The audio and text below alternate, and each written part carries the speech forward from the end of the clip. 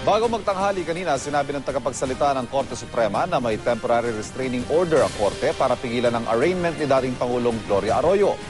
Pero lumalabas na ang naturang TRO ay para sa kaso ng isa sa mga kapwa-akusado ni Arroyo, pero hindi pala nito sakop ang kaso ng dating Pangulo.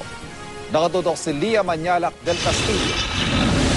2 oras matapos basahan ng sakdal para sa kasong plunder si dating Pangulo at ngayon Congresswoman Gloria Arroyo sa Sandigan Bayan, isang text message ang pinadala ng Supreme Court Public Information Office sa media. Sa text message, sinabi ng Supreme Court PIO na nagpalabas ng temporary restraining order ang Korte Suprema para pigilan ang arraignment ng dating Pangulo. Ipapadala na lang daw ang kopya ng TRO sa media at i-upload sa website ang kopya nito.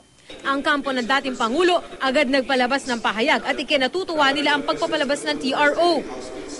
Pero sa desisyong ipinalabas kanina ng 3rd Division ng Supreme Court sa pamumuno ni Associate Justice Presbitero Velasco na appointee ni Arroyo, lumalabas na ang petitioner ay si Nilda Plaras, ang dating Commission on Audit Intelligence Fund Unit Head na kapwa-akusado sa kasong plunder. Sa nasabing TRO, pinipigilan ng Korte ang pagpapatupad ng October 3 resolution ng Sandigan Bayan na nag-utos ng pag-aresto kay Plaras. Sa October 3 resolution din daw ipinag-utos ng Sandigan Bayan ang pag-aresto sa dating Pangulo. Kaya tanong ng media, sakop ba ng ipinalabas na TRO si Arroyo tulad ng unang sinabi ng Supreme Court PIO? Nang balikan namin si Supreme Court Acting Spokesperson Attorney Maria Victoria Guerra, binawi nito ang naunang pahayag at sinabing huwag muna gamitin ang storya. Lilinawin daw muna nila sa 3rd Division kung sakop nga si Arroyo sa TRO.